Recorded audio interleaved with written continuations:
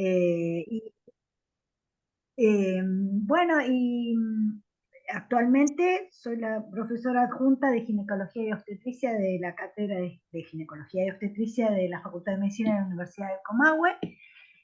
Y durante 30 años trabajé como médica full time en el Hospital Castro Rendón, en el servicio de ginecología, o sea, cuando era de tocoginecología, y después cuando se separó, en ginecología. Y bueno, y nada más creo. Bueno, Y, y fue uno de los servicios pioneros en la implementación de AMEU. sí, sí, eso sí, eso sí. Y además que, digamos, eso fue cuando empecé a ser jefa de servicio y nada, mi proyecto de servicio incluía esto y me dijeron, ¿qué te compramos, Gaby? ¿Qué necesitas? Y yo dije, cómpreme cánulas de Ameu, que la referente provincial no me las quiere dar. Y compraron. Bueno, bueno, fue así. Y bueno, en realidad lo que ya compartiría pantalla si les parece, para mostrarles, básicamente les vamos a mostrar, lo que les voy a mostrar acá es algo tremendamente aburrido, que es un poco cómo generamos este documento. Y lo más importante de todo esto es arribar a los resultados y las conclusiones y luego conversar con ustedes. Conversar con ustedes porque, bueno, porque es lo más importante. Vamos a tratar de que esto no dure más de 20 minutos. Bien, hicimos una revisión bibliográfica de alcance. El propósito de esa revisión bibliográfica era básicamente apoyar, digamos, con este documento y con esta revisión bibliográfica las decisiones políticas en la provisión de abortos legales y atención posaborto. O sea, no solo incluía los abortos legales, sino la atención posaborto con el uso de la aspiración endouterina en instalaciones ambulatorias del primer nivel de atención con el fin de mejorar el acceso y la calidad de las prestaciones. Ese sería el propósito del documento. Y los objetivos fueron dos. O sea, nos enfocamos en dos cosas, eso quiero que quede súper claro. Primero, explorar el estado del conocimiento en relación con la eficacia y seguridad, pero básicamente lo que apareció en el documento, que es lo que vamos a ver, apareció más que la eficacia, porque la eficacia es el 99%, más que la eficacia, la seguridad en la provisión de aspiración intrauterina en instalaciones ambulatorias de primer nivel de atención. Y segundo, como una segunda cosa que necesitábamos tener como insumo, sería describir y caracterizar qué instalaciones necesitamos, ¿sí? Qué estructura, equipamiento, insumos necesitamos en los centros de atención primaria, o sea, con qué instalaciones deberíamos contar, pero no solo las instalaciones, sino la estructura, el equipamiento y los insumos, ¿sí? Para poder hacer AMEU en el primer nivel de atención. Esos fueron los dos objetivos principales. Para ello nos hicimos dos preguntas, siempre arrancamos cualquier documento, cualquier búsqueda con las preguntas de investigación y pusimos cuál es el conocimiento actual en relación con la provisión de aspiración endouterina para las situaciones de aborto y posaborto en instalaciones de la consulta ambulatoria del primer nivel de atención y si existen evidencias en relación con los estándares para las instalaciones, equipamientos e insumos requeridos para la ejecución de la aspiración intrauterina en el primer nivel de atención. O sea, se superpone obviamente con los objetivos. Bueno, acá contarles un poco que es algo que yo hice por primera vez, que hicimos por primera vez, porque yo tuve un apoyo y supervisión de Santiago Jasdeu, que es un compañero que se dedica a hacer evaluación de tecnologías sanitarias y ha hecho, por ejemplo, el desarrollo de muchas de las instalaciones, o sea, muchos de estudios hechos para decir cuáles son los insumos, instalaciones que se necesitan para atención primaria en determinadas cosas y lo ha trabajado en OPS y en OMS en estos temas, entonces él como que me supervisó y yo le iba mandando y me iba devolviendo, pero en realidad la búsqueda la hice yo. A pesar de que siempre reporto que está él, porque él realmente me controló que lo hiciera bien y que, bueno, desarrollamos lo que se llama una revisión de alcance, que está muy de moda ahora, que se llama Scoping Review, está muy de moda ahora y es muy interesante porque para lo que sirve es para ver por dónde viene el conocimiento en este momento en relación a ese tema. Entonces, se diferencia claramente de lo que es una revisión sistemática, porque no deja de ser una revisión sistemática, pero se diferencia por dos cosas. Primero, porque no evaluamos la calidad de los documentos que incluimos, o sea, no los incluimos según su calidad, sino que los incluimos si cumplen con, ya ahí lo voy a decir después, si cumplen con los criterios de inclusión y de exclusión, pero también los ordenamos cualitativamente por los proxios, o sea, buscamos dentro de todo lo que está publicado en eso, agarramos una red, tomamos todo lo que está publicado sobre el tema y en esa red después los ordenamos según eh, los temas que van tratando, ¿sí? O sea, esos serían los próximos. O sea, cuando los temas se empiezan a repetir y empezamos a ver, bueno, de esto hablan de esto y hablan de esto, los documentos que encontramos, y así.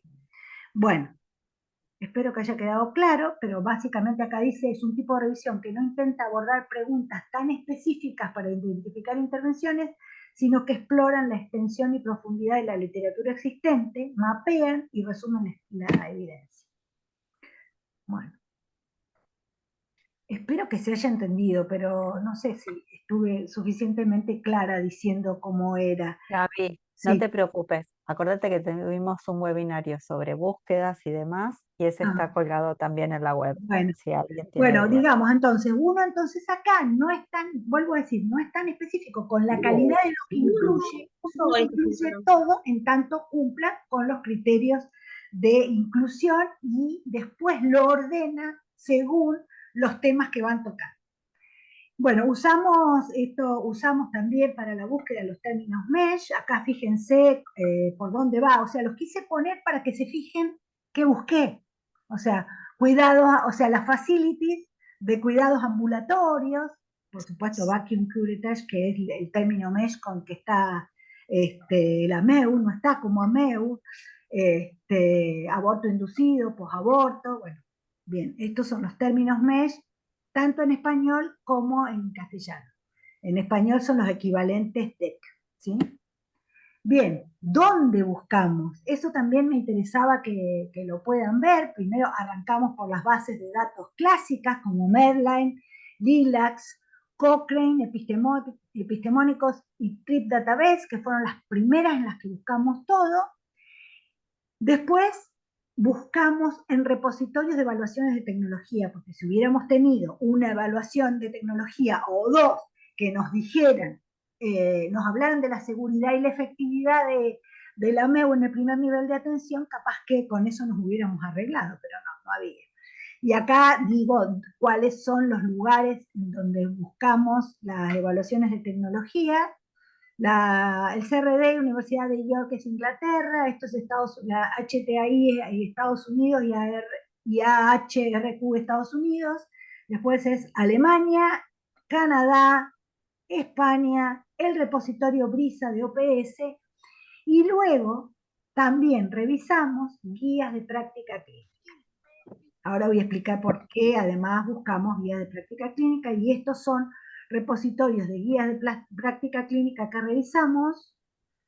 Los que estamos mostrando acá son repositorios de guías de práctica clínica y abajo pusimos, porque no solo revisamos repositorios, sino que revisamos lugares específicos, por ejemplo Royal College, por ejemplo NAF, por ejemplo IPPF, ¿sí? Revisamos lugares específicos de guías de práctica clínica de aborto específicamente. Bien, acá está qué tipo de textos incluimos, en inglés, francés, español, catalán, portugués. Excluimos textos en un idioma distinto de los mencionados y, bueno, a pesar de que priorizamos revisiones sistemáticas y metaanálisis de estudios randomizados controlados, no fue lo único que incluimos. Y después, una cosa importante que quería decir es que revisamos los sitios Claro, porque esto ya no fue una búsqueda bibliográfica, ya directamente fuimos a los sitios de los países que tuvieron aborto legal, tanto de la Unión Europea como de América Latina y el Caribe, y de Australia, Nueva Zelanda, todos estos lugares, fuimos directamente a los sitios de los ministerios porque necesitábamos saber cómo prestaban ese servicio. O sea, no solo necesitábamos publicaciones, necesitábamos encontrar dentro de los sitios de los ministerios que nos dijeran cómo prestaban ese servicio. O sea, que nos dijeran y nosotros pudiéramos poner el documento cómo se prestaba ese servicio en ese país. ¿Sí? Bueno, ahora vamos a los resultados. Muy importante de los resultados es decirles que eh, ya lo dije un poco, que usamos, ¿no es cierto?, una red con agujeros muy finitos para hacer lo que se llama una búsqueda sensible. Una búsqueda sensible se trae todo lo que hay, ¿sí? Entonces encontramos 1530 estudios que debieron luego revisarse, básicamente ahí se revisan los títulos de los 1530 estudios. Cuando revisamos los títulos, los que nos quedaron fue 194 estudios, ¿sí? Y de estos revisamos títulos y resumen y nos quedaron 27 estudios por su pertinencia con los criterios de inclusión y exclusión y particularmente con la coherencia con los alcances y propósitos y objetivos del estudio, del documento, ¿sí? Pero también tuvimos que hacer una segunda búsqueda, porque no nos alcanzaba con esto que habíamos encontrado. Entonces tuvimos que hacer, una vez que tuvimos los resultados de esta primera búsqueda, tuvimos que hacer una segunda búsqueda para buscar políticas y regulaciones, que eso los buscamos en guías clínicas y en los sitios de los ministerios de salud de los distintos países que tenían aborto legal.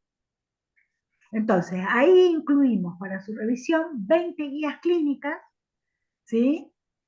Y informamos y buscamos información de 7 sitios de Ministerios de Salud de la Unión Europea, de América Latina y el Caribe, y no encontramos evaluaciones de tecnología sanitaria que fueran pertinentes para esto. Bueno, ahora vamos a ver qué encontramos.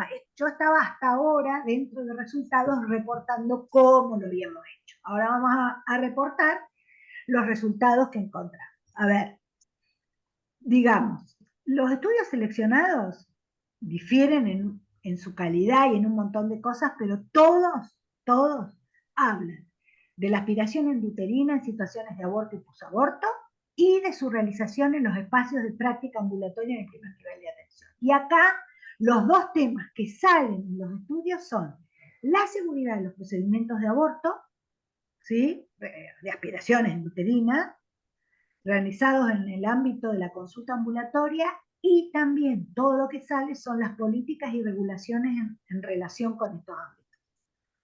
¿Sí? Entonces, lo que vamos a reportar es eso, lo que aparece en la bibliografía. Bien, con respecto a la seguridad de los procedimientos, voy a tratar de ser lo más resumida posible, y dice, los estudios incluidos se concentran específicamente en la seguridad del aborto y sus complicaciones, ¿sí? En el ámbito de estudio que planteamos, ¿sí? Y lo que vimos es que existen muy pocas publicaciones, o sea, se habla de la seguridad del aborto en general, pero hay muy pocas publicaciones que comparan directamente la morbimortalidad entre el primer nivel de atención y, por ejemplo, un quirófano ambulatorio o un quirófano con internación, ¿sí? O sea, no hay comparaciones directas.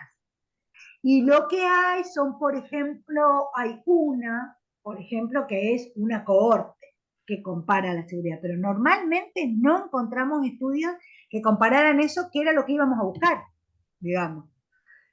Eso, o sea, se hablan en general de la seguridad, bla, bla, bla, pero no hay un trabajo randomizado controlado que controle, que vea esto. Bueno, cuando se compara específicamente la seguridad del aborto según el ámbito, la literatura existente es de dudosa calidad, digamos, no se puede, se puede realmente hablar de que haya diferencias entre uno y otro, digamos. entre un espacio ambulatorio de primer nivel de atención y un quirófano ambulatorio, porque tampoco es que hay poco en relación, hay pocas comparaciones en relación a los quirófanos hospitalarios. Siempre se considera que esta es una práctica ambulatoria, entonces lo que se compara es un quirófano ambulatorio versus hacerlo en un consultorio. Eso sería como para que quede re claro, ¿no? Eh, entonces, ¿cómo?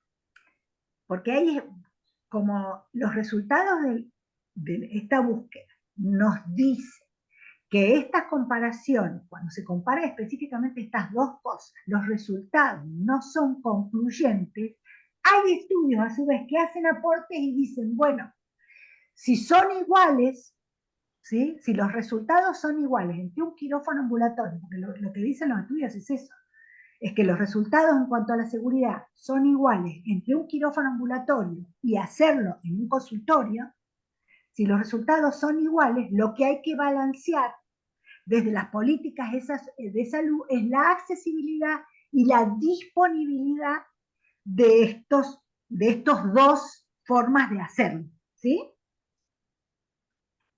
Eso es lo que dice la bibliografía en general. Bueno, eso sería con respecto a la seguridad, ¿sí? Entonces, si quieren que lo repita, lo repito, no, la bibliografía no es consistente y no es de buena calidad en cuanto a comparar los dos tipos de formas de hacerlo, quirófano ambulatorio versus consultorio, pero aunque no sea consistente, lo que dice es lo mismo. O sea, son igualmente seguras las dos formas de hacerlo.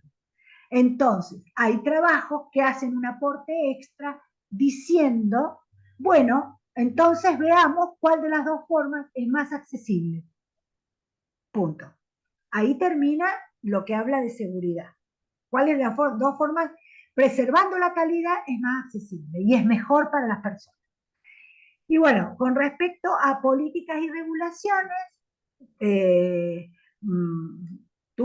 o sea, me dio mucho trabajo porque en realidad cuando hablamos de políticas y regulaciones hablábamos de, en general, las cosas que se hacen, no solo a MEU, sino todas las cirugías y las cosas que se hacen en el primer nivel de atención versus un quirófano ambulatorio. ¿Sí? Bueno, dice que nada, que las sociedades, que las políticas y regulaciones son establecidas por las sociedades de pares y por entes regulatorios estatales. En la mayoría de los países lo que vi es que había entes regulatorios estatales que decían cómo debían hacerse las cosas.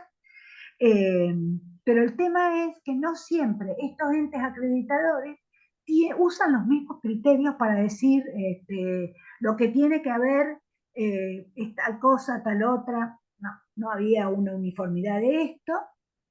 Y para agregar una cosa que me llamó la atención y que quería traerla acá, fue que, lo comenté con Mariana en su momento también, es que la bibliografía de Estados Unidos estaba como incendiada alrededor de los años 2016, 2017, 2018, estaba como incendiada en relación a dónde había que hacer la MEU.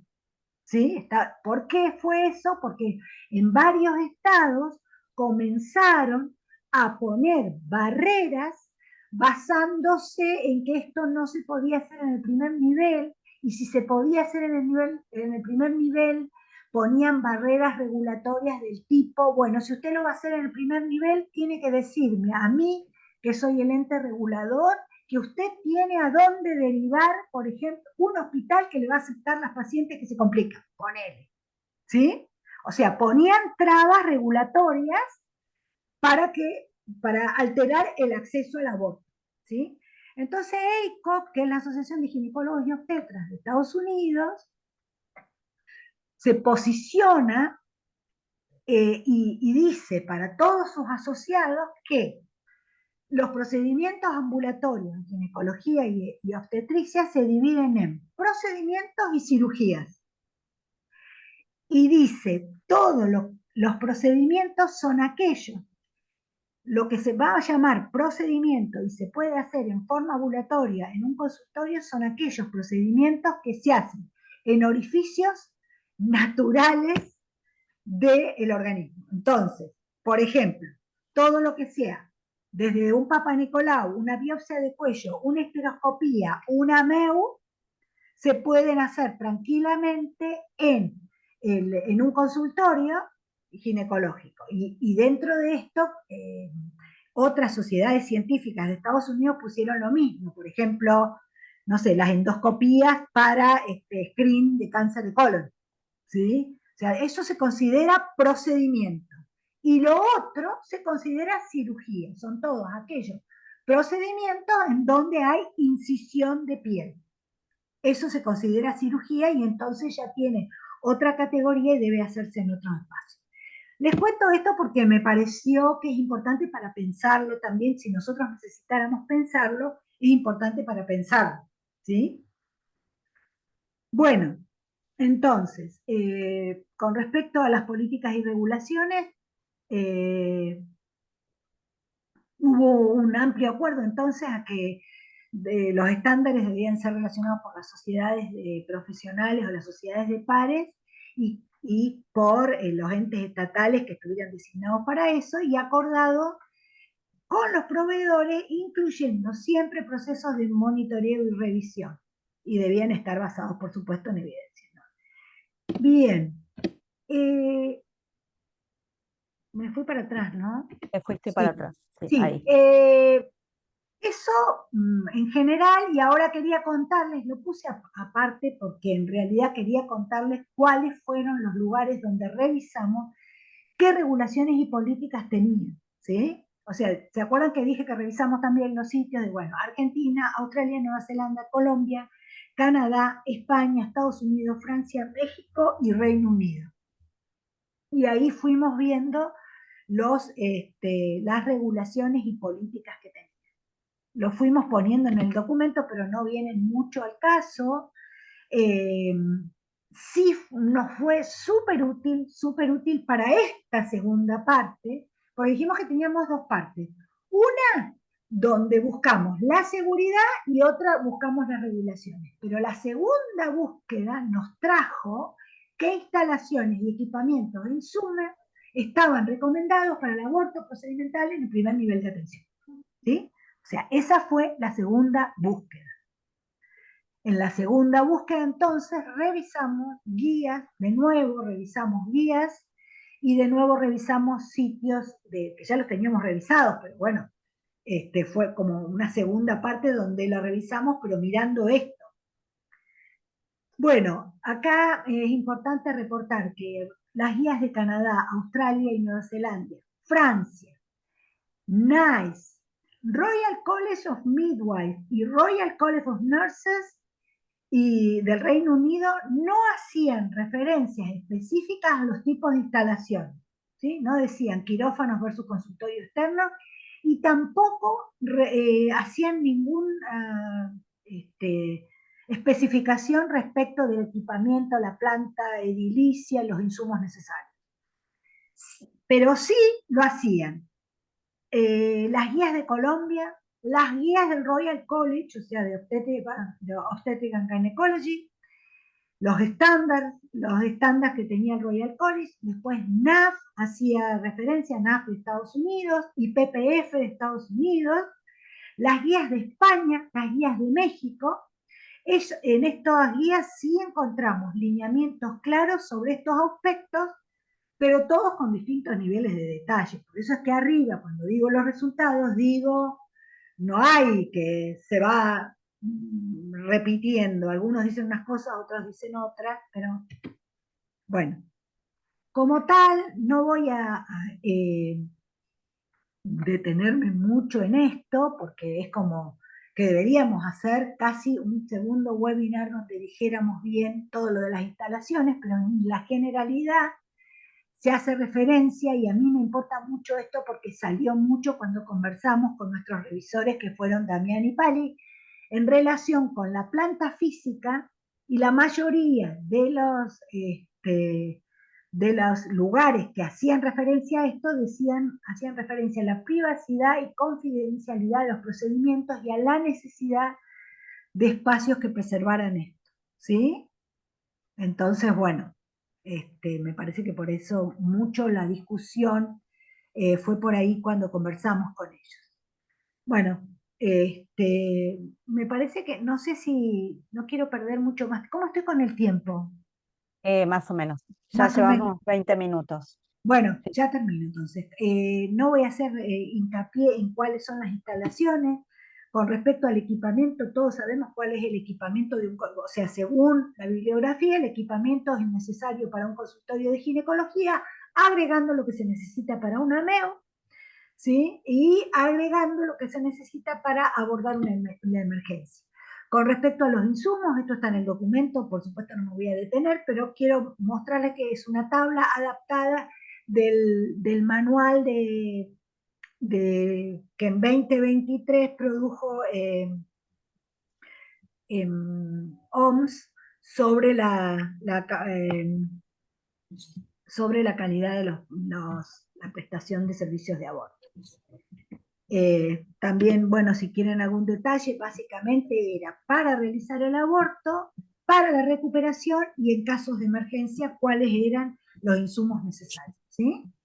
O sea que eso está claramente especificado y ahora ya vamos a las conclusiones. Entonces, dentro de las conclusiones, la primera y más importante es que las instalaciones requeridas para realizar abortos procedimentales en el primer nivel de atención son las mismas que para otros procedimientos ambulatorios de baja complejidad, pero deben cumplir requisitos que contemplen privacidad y confidencialidad del procedimiento y la necesidad de espacios que preserven esto.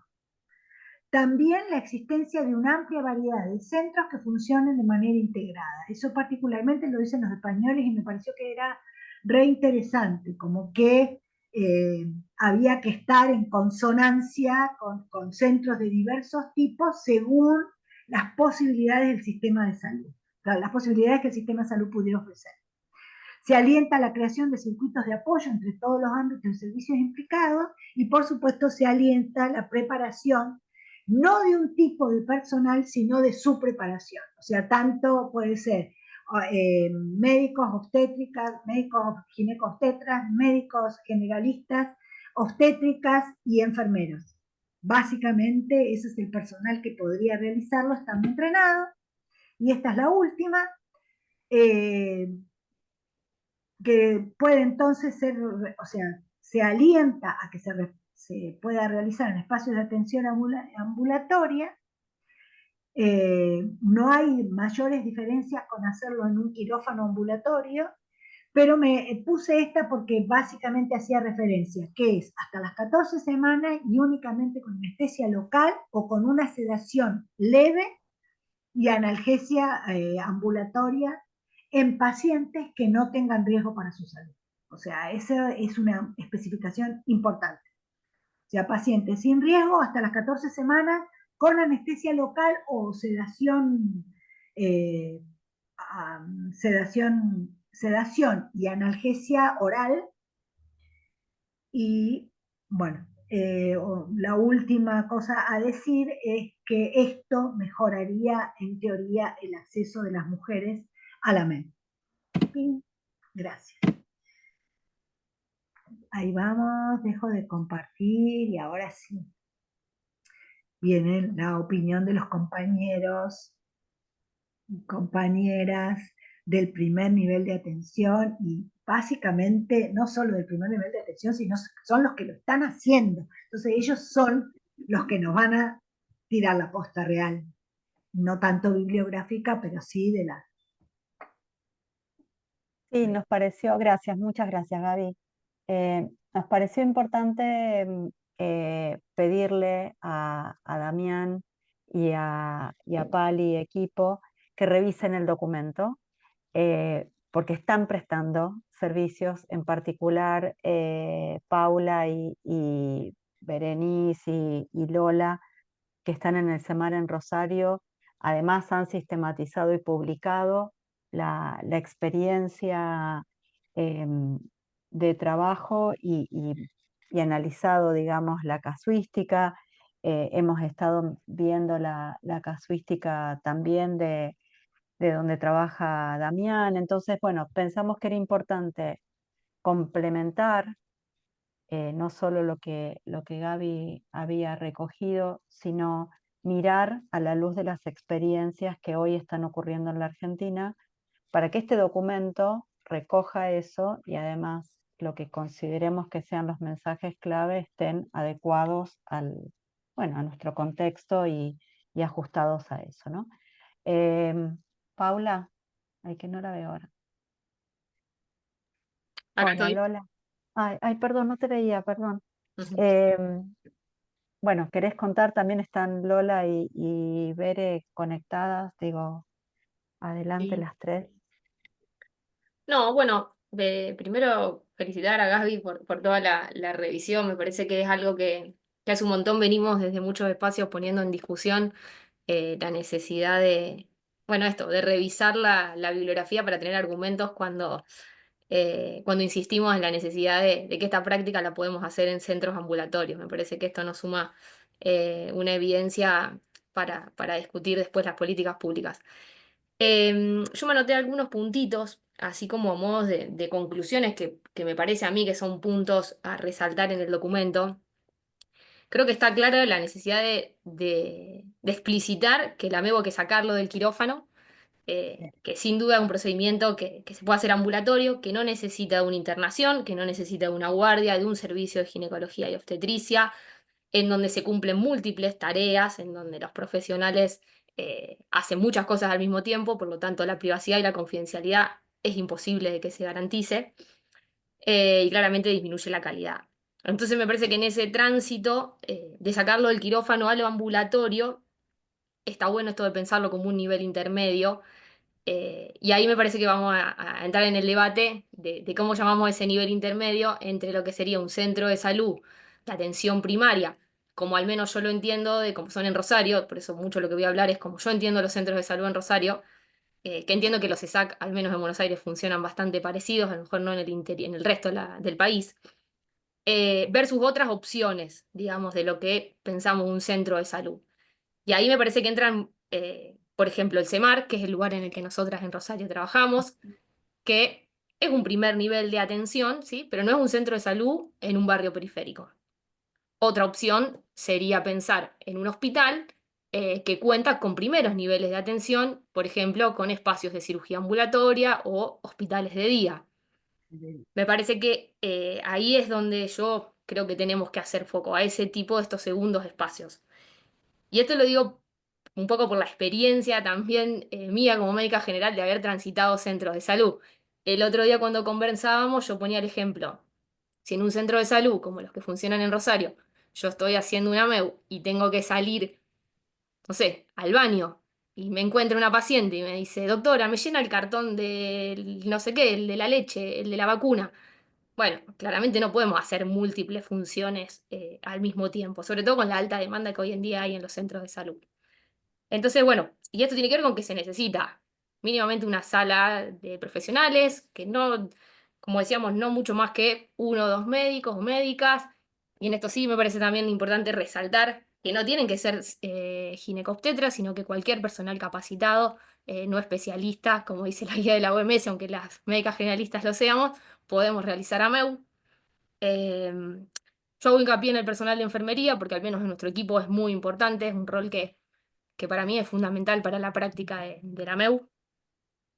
Un baño privado, digo, en un centro de salud, en donde hay un solo baño, a veces para los profesionales y para los médicos, a mí me resulta inimaginable. Entonces, eso, bueno, y la sala de preparación y recuperación, fundamental, que es un tránsito que puede llevar a veces poco tiempo y a veces de 2 a 3 horas. Bien, y el último puntito que anoté es lo de la capacitación del equipo. Bueno, ¿qué continuidad se le puede dar a un equipo de un centro de salud si hace una MEU por mes?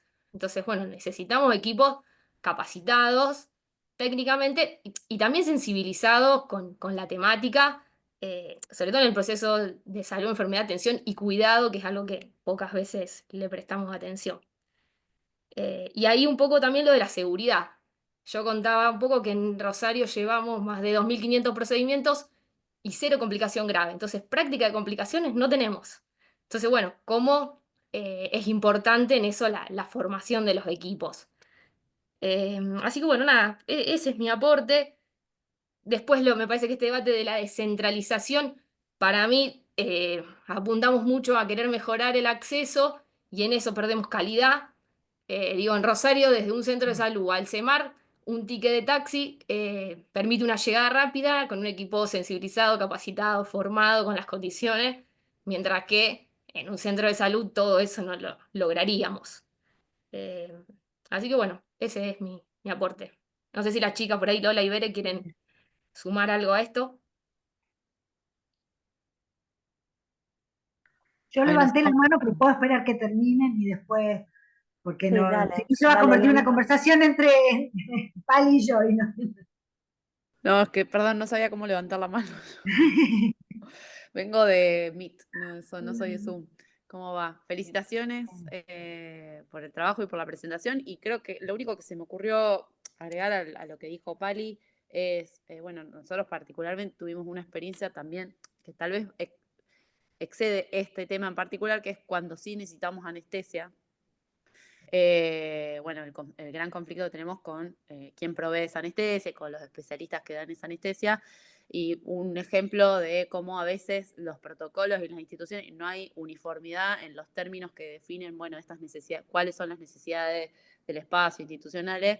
El equipo de anestesistas sacó una especie de resolución del año 88 que hablaba de los riesgos de tales procedimientos ginecológicos, comparándolo con un procedimiento que claramente ha evolucionado, una tecnología que ha evolucionado y que ha modificado mucho los riesgos. Entonces, esto de que no haya uniformidad institucional o desde los organismos, los entes que regulan la actividad médica, también va en detrimento de eso, y que haya documentos como este me parece que aporta un montón. Después en todo lo demás creo que coincido con lo que dice Pali. Y le agrego la experiencia de que yo estoy también en el Roque, que es un hospital de segundo nivel, pero que tiene su primer nivel, y creo que también es posible sacar del quirófano y de la sala de internación muchos de estos procedimientos. Nada más. Sumar una sola cosa a lo que decía Lola, que si bien tenemos este reclamo de los anestesistas, es a partir de las 14 semanas. Hasta las 14 semanas podemos contar con ellos para una sedación en una niña o en una Ah, persona mira. que lo requiera. Digo, bueno, y eso en el documento aparece, y me parece que es importante. Nosotras tenemos esa herramienta de un quirófano a 50 metros con una posibilidad de una anestesia si Bueno, así es lo bastante, para necesitáramos. tratarse de los anestesistas es bastante.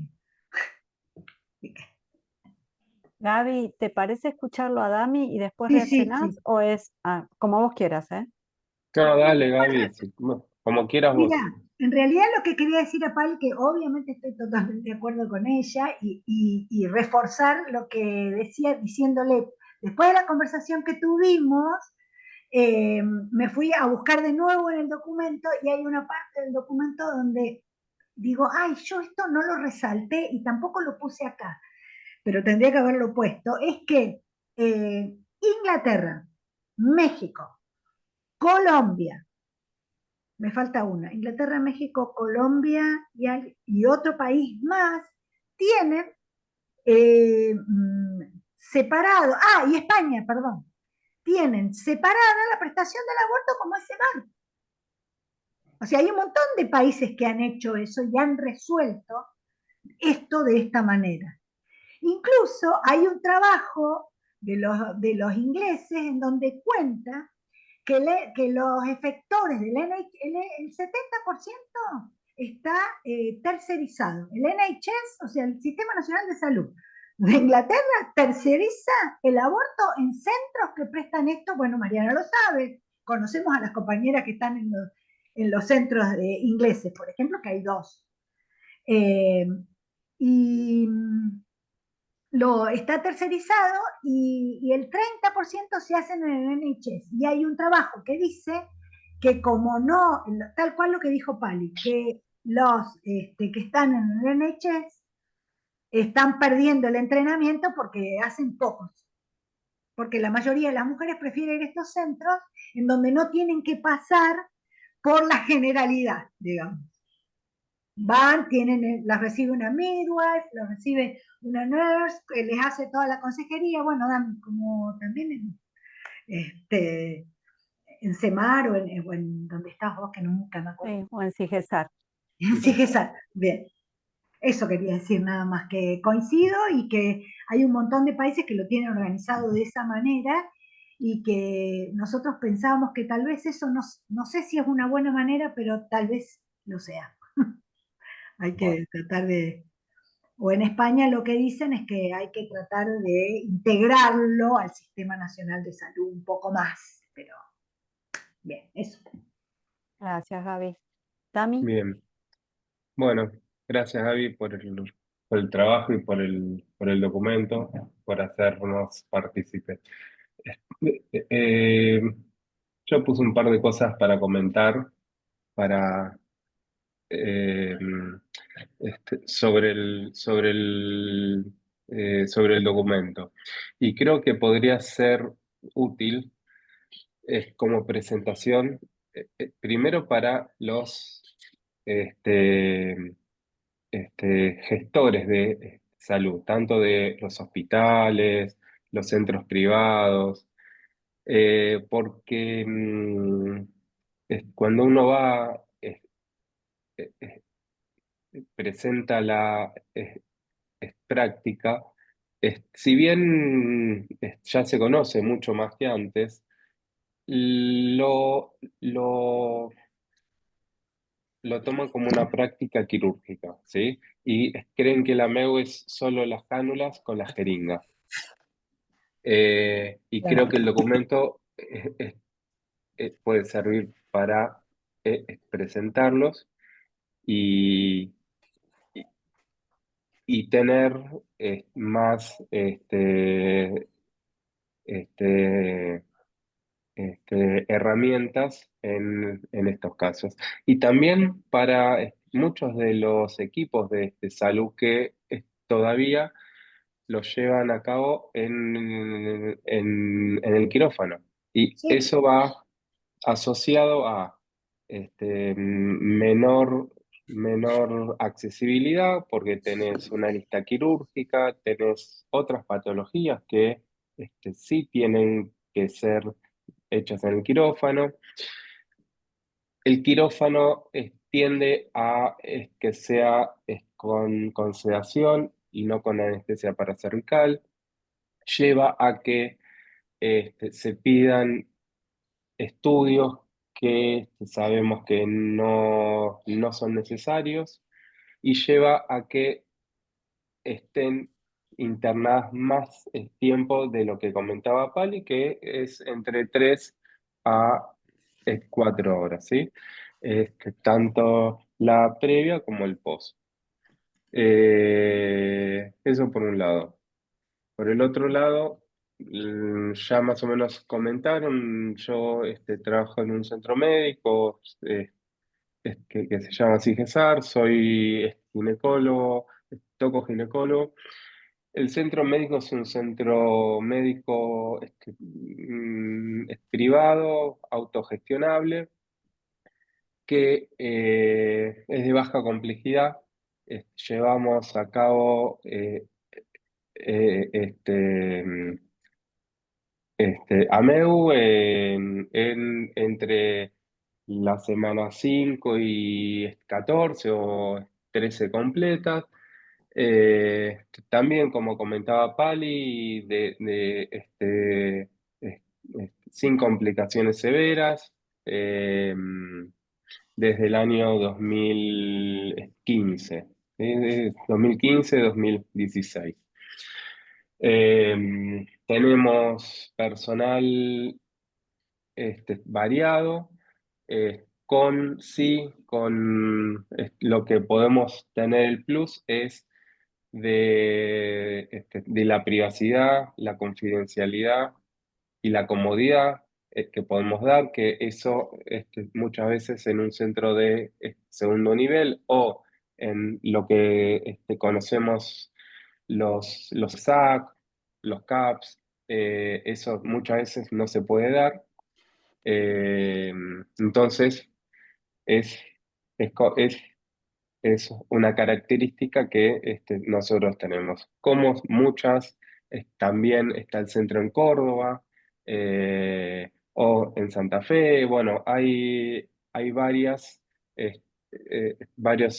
centros similares. Creo que el punto importante, si hay uno con el documento, es- es- es poner en claro que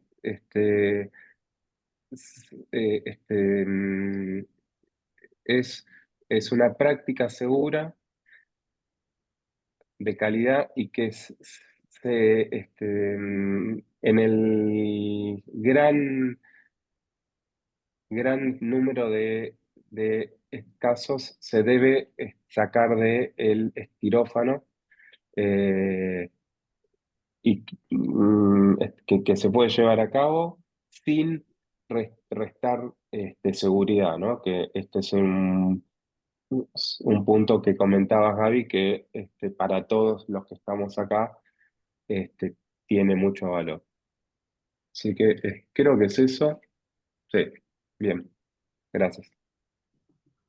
Gracias, Dami. Yo sí, ahora te digo, Pali, revisé nuestras notas porque parte del trabajo que fuimos haciendo fue justamente ir recuperando comentarios. No encontré que nos hubiera faltado ninguno, así que quiere decir que somos consistentes cuando trabajamos en Pensamos, equipo. vamos, Eso es bueno, eso es muy bueno. Así que adelante, Pali. No, recién pensaba cuando hablaba de mí que qué desafío me parece que por ahí tenemos quienes estamos en el sistema público, porque digo, el sistema privado o el sistema de la autogestión, veo que están las chicas de Córdoba, de Matrioshka, además, logran tener espacios, consultorios, clínicas, niveles, primeros niveles de atención bueno, con todo lo que Gaby revisó, con privacidad, confidencialidad, seguridad, etcétera. Y en el sistema público estamos buscando cuál es el lugar en el cual podemos acomodarnos, que no sea el quirófano de un hospital. Y ahí es donde creo que el desafío en muchos lugares está haciendo ver, bueno, qué encontramos, porque al día de hoy creo que dudo que los gestores nos creen clínicas o espacios como hay en México, al menos los que yo conocí y demás. Entonces me parece que estamos siempre ahí buscando qué lugar es mejor que no sea el quirófano, y no podemos llegar a cómo son estos lindos lugares. dijiste algo que yo lo vengo pensando desde que soy jefa de servicio, que es el hospital de día. Yo me acuerdo, mientras yo era jefa de servicio, estoy hablando de hace 10 millones de años, Pali, 2006, arranqué a ser jefa de servicio hasta el 2013. Y en ese momento Pediatría inaugura su hospital de día y yo dije, pero esto es ideal para nosotros, porque realmente estaba bárbaro. Si en un hospital de alta complejidad tenías un hospital de día, la verdad es que además resolvían desde pediatría, era súper útil para, por ejemplo, niños que venían del interior, para hacerse un estudio o una interconsulta de esas, el neurólogo infantil o el pipí. Y la verdad que yo decía, ese es ideal, y vos lo nombraste ahora, y a lo mejor en el público, una de las posibilidades, no la única. Por eso me interesó lo que decían los españoles de integrar distintos tipos de servicios, ¿no? O sea, de repente, si en este lugar cuadra un hospital de día, que sea un hospital de día. Si en este hospital o en este lugar, no importa cuál, cuadra un lugar aparte del hospital y que digamos se pueda armar como una atención ambulatoria, pero solo de aborto, bueno, digamos, lo que vaya cuadrando, digamos. ¿Puedo? Sí. Una cosita. No, que escuchaba lo que planteaba Pari y lo que planteaba Damián, y pienso que qué heterogéneo es todo, porque eh, pensándolo, trabajando en Rosario, trabajando en el CEMAR, también trabajando en la práctica privada, pienso digamos, en la ciudad de Rosario, por ejemplo, en el CEMAR, tenemos una lógica que se repite por lo que van contando, por lo que cuenta Damián, se repite en algunos lugares en el privado, en Rosario, que también hay clínicas que trabajan con esta misma lógica, pero hay un montón de otras instituciones que también dan prestaciones de interrupción de embarazo en la misma ciudad de Rosario, que son en quirófano, tanto en el público como en el privado, que son en quirófano, que son con sedación. Entonces digo, qué heterogéneo es todo, y también qué bueno sería poder unificar un poco los criterios y este documento ser útil para poder plantearlo en los lugares en donde queremos que sea, digamos, no, que sea ambulatorio, tanto en el público como en el privado también. Digo, estaría bueno también poder llevarlo de esta manera a algunas prepagas que siguen, Sí, u obras totalmente. sociales que siguen pensando que te pagan más si vos lo haces bajo sedación que si lo haces porque parece que es más difícil. Eh, Digo, ¿no? Me parece que estaría bueno para poder intentar unificar, porque es todo muy heterogéneo. A mí, vos tenías la mano levantada.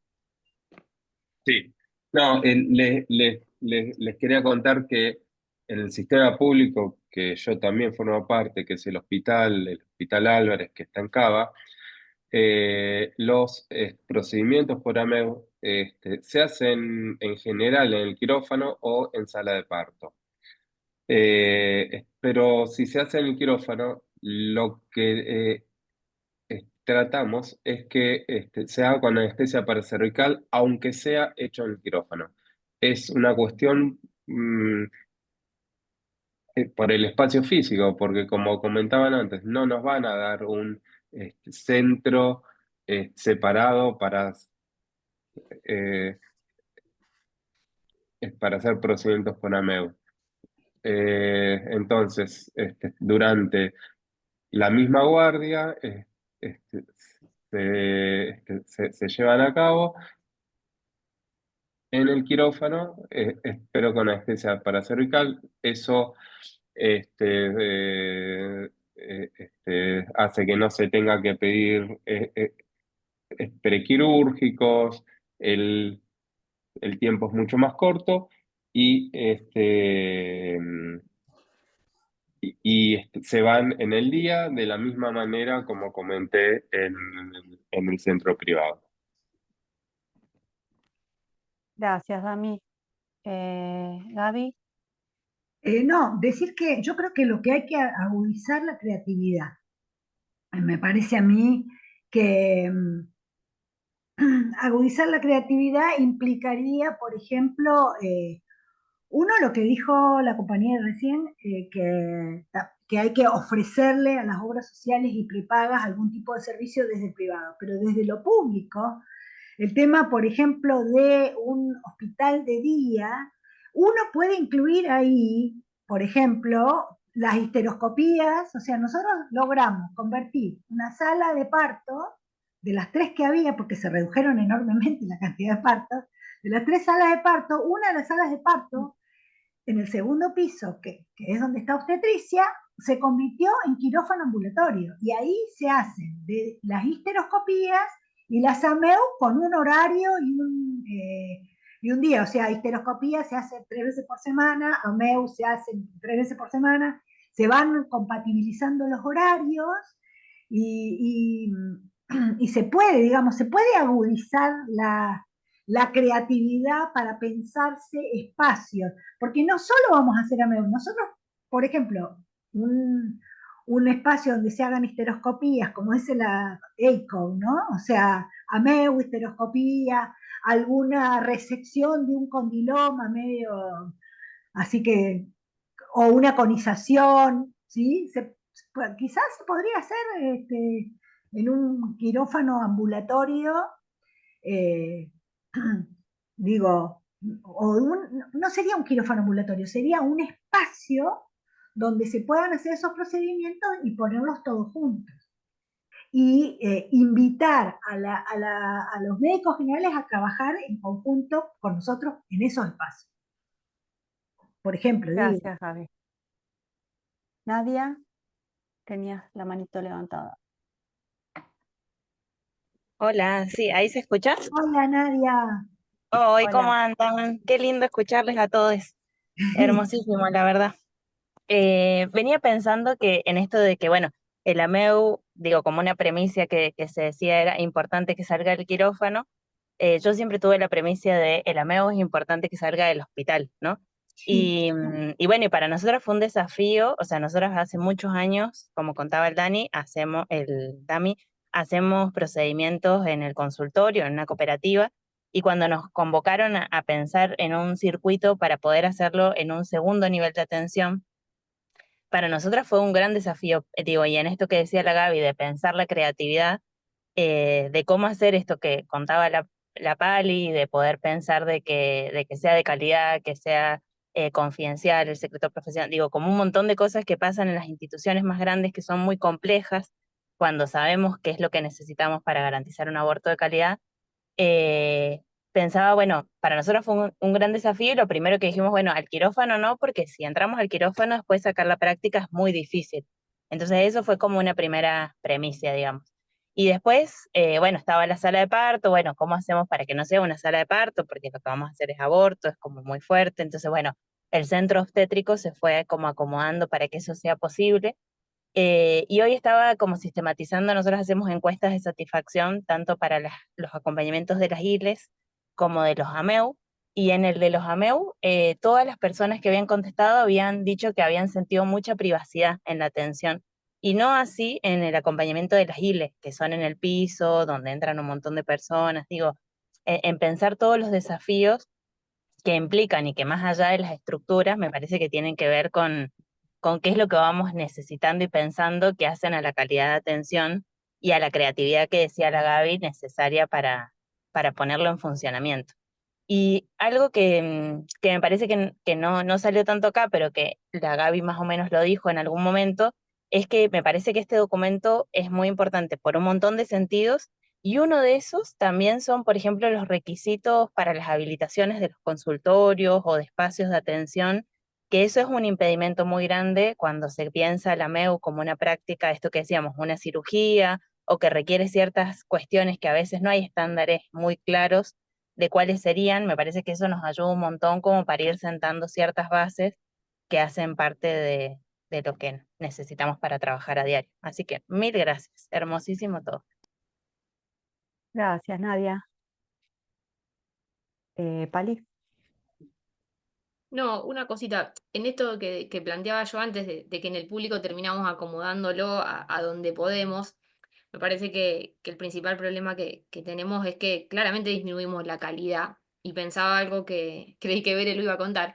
En Rosario, al menos en el sistema público municipal, desde el 2016 hacemos AMEU, y el primer lugar donde se comenzaron a realizar fue en un hospital de segundo nivel, en hospital de día, que es el Hospital Alberdi.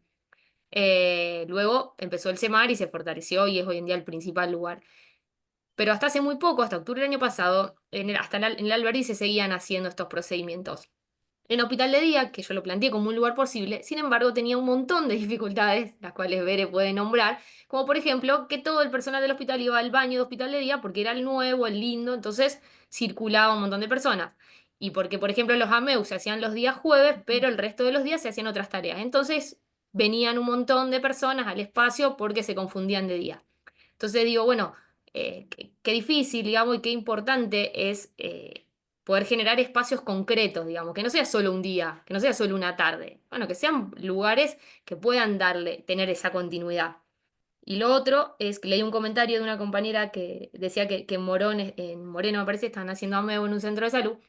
Bueno, me acuerdo cuando yo iba a Morón en el 2015, 2016 y cerrábamos una tarde el centro de salud Mercedes Sosa para hacer AMEU. Yo en ese momento no entendía mucho, pero ¿qué habrá pasado con toda la población que tenía que ir a ese centro de salud a la tarde que lo cerrábamos para hacer AMEU? La única posibilidad, al menos en esa experiencia mía, fue cerrar el centro de salud una tarde entera y hacíamos AMEU. Y sin duda que teníamos buenos resultados, pocas complicaciones, pero no sucedía otra cosa en el centro de salud. Bueno, Sí, eso. me parece que esto puntualmente de un centro, los centros de salud, vos lo dijiste, Pali, al principio, eh, tienen una demanda altísima y están abocados a tantas cosas que es como muy difícil poder dar una atención, digamos, de calidad en el aborto. Y bueno, sí, lo del Alberdi también puntualmente, que costaba un montón que ese día, en ese horario, sea exclusivo y que nadie toque la puerta, que nadie quiera entrar al baño. Era así como trincherarse para poder sostener ese ratito o esa mañana, digamos, de atención. Me gustaría contarles, hola, ¿cómo están? Hola. En el centro de salud donde nosotros estamos hay un consultorio con baño interno, ahí se hacen las AMEU, eh, y la verdad es que hay otras actividades en la sala, es una sala medio distinta a otras, no tiene tantas prestaciones porque funcionan dos programas ahí. Pero bueno, sí circula gente, lo que hemos en algún momento conversado quizás es que tuvieran, no poner los turnos de pediatría el mismo día que íbamos a hacer AMEU, porque en realidad nosotros hacemos AMEU una vez por semana. No necesitamos cerrar el centro de salud, eso quiero decir, igual se garantizan las condiciones de privacidad y también tienen una sala de estar con sillones reclinables para la recuperación, como que está armado de una manera que las personas tienen una atención de calidad en ese sentido, digo, por lo menos para lo que nosotras pudimos ir evaluando en este tiempo. Claro, ahí está la Em, creatividad, ¿Eh? ahí está ¿Cómo? la creatividad, digo. Claro, sí, te escuchaba vos y pensaba en eso, como bueno, algunas cosas se pueden arreglar con el centro de salud. Moreno es un municipio muy grande, igual que Morón, y el centro de salud está en un barrio no tan periférico, pero no tan lejos de la estación tampoco, como bueno. eh, Contarles esas características. La verdad es que para nosotras ha sido una experiencia que nos enriquece un montón. Y hemos ido a las experiencias, de hecho está Damián que nos capacitó y hace poco una compañera fue a rotar también a su fundación y vino súper feliz. Y nosotros agradecemos todos estos espacios de intercambio, por supuesto, pero hemos tenido una experiencia realmente buena en este tiempo, digamos. Algunos insumos los compra el municipio, algunos nos da la región como parte de la provincia, pero está más o menos ordenado. em, y bueno, y después depende mucho de las horas médicas y de esas cuestiones, ¿no? Pero son dos médicos generalistas, eh, y yo que soy trabajadora social, y también las enfermeras de la unidad sanitaria están capacitadas, aunque no están adentro del consultorio mientras sucede la MEU, por algún caso que requiera su asistencia, digamos. Mientras tanto están vacunando y haciendo otras cosas. Eso sí Sí. puede pasar, digamos. Pero tampoco nunca las necesitamos hasta ahora, como que, bueno, eso, vamos descubriendo también cómo es. Gracias.